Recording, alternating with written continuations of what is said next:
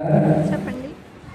ఈరోజు మన దేవాలయంలో చేరి ప్రార్థిస్తూ ఉన్న పెద్దలు ఫాదర్ దాస్ గారికి మరియు రెవరెండ్ ఫాదర్ జోసెఫ్ సంజయ్ గారికి, అదేవిధంగా ఇక్కడ కూడి ఉన్న విశ్వాసులందరికీ ప్రభువు నామమున వందనములు. నేడు మన విచారణ కుటుంబానికి ఇది ఒక భావోద్వేగ పూరితమైన సమయం. మన మధ్య గత 5 సంవత్సరాల కాలంగా మంచి కాపరిగా, మార్గదర్శిగా, మన కష్ట సుఖాల్లో తోడుగా ఉన్న గౌరవనీయులైన రెవరెండ్ ఫాదర్ మరియా దాస్ గారికి మన నుండి సెలవు తీసుకోవడం జరుగుతుంది. మరి ఇప్పుడు మన ఫాదర్ గారు మనకి చేసినటువంటి సేవల గురించి తెలుసుకుందాం.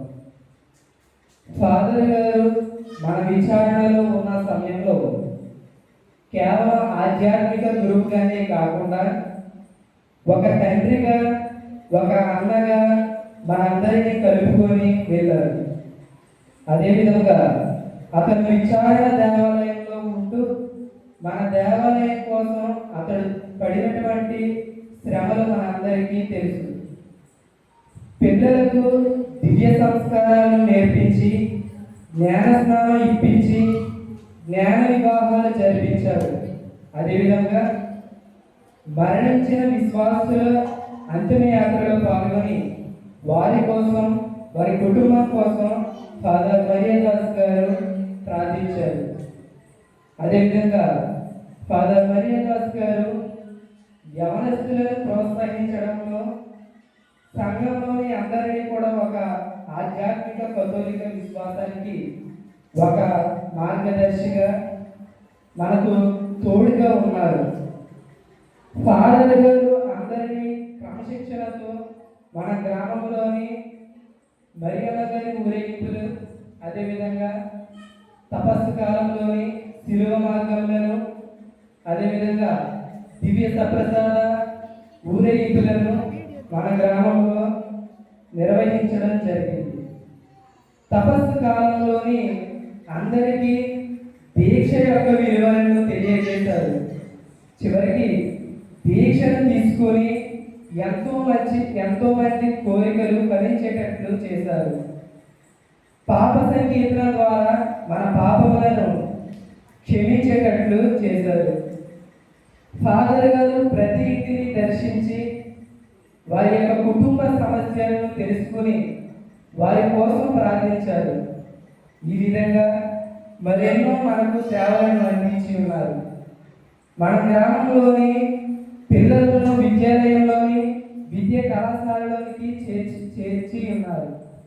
కాబట్టి గత 5 సంవత్సరాలుగా మనల్ని అందరినీ కూడా కథోలిక విశ్వాసానికి బలపడి జీవించేటట్లు చేసి తిరుసభ కట్టడల పట్ల మనం అందరికీ దైవభీతితో నేర్పించడంలోనూ వారు చూపినటువంటి చొరవను మనం ఎప్పటికీ కూడా మర్చిపోలేము. ప్రస్తుతం ఫాదర్ గారు తన సేవ పరిధిని మరింత విస్తృతం చేసుకునేందుకు ఉన్నత చదువుల కోసం మరియు భాషా ప్రావీణ్యం సంపాదించడం కోసం సిద్ధపడి వెళ్తూ ఉన్నారు. దేవుని పిలుపు పట్ల మీకున్నటువంటి విధేయత మాకు తెలుసు. కావున దేవుని వాక్యాన్ని దేశాంతరాలకు తీసుకువెళ్ళడానికి సిద్ధపడటం మీ త్యాగానికి నిదర్శనం. అంతకంటే ముందు గురువు అంటే ఎంతో అని తెలుసుకుందాం. గురువు అంటే పరలోకానికి భూమికి మధ్య ఉన్న రహదారి.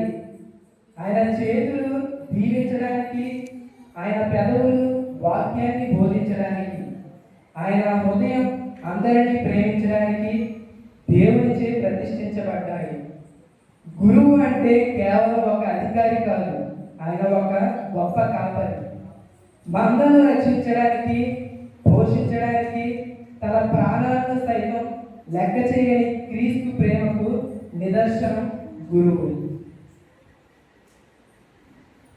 ఫాదర్ గారు వెళ్తున్న ఈ నూతన ప్రయాణంలో దేవుని కృప వారికి తోడుండాలని, వారు నేర్చుకోబోయే కొత్త భాష మరియు విద్య ద్వారా భవిష్యత్తులో మరి ఎందరో ప్రజలకు దేవుని ప్రేమను పంచాలని మనం అందరం నిండు మనసుతో ప్రార్థిద్దాం.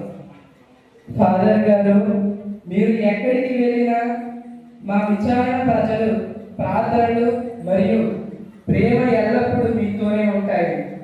మీ నూతన మిషన్ విజయవంతం కావాలని కోరుకుంటూ మీకు ఇవే మా ప్రేమపూర్వక వీడుకోలు పలుకులు.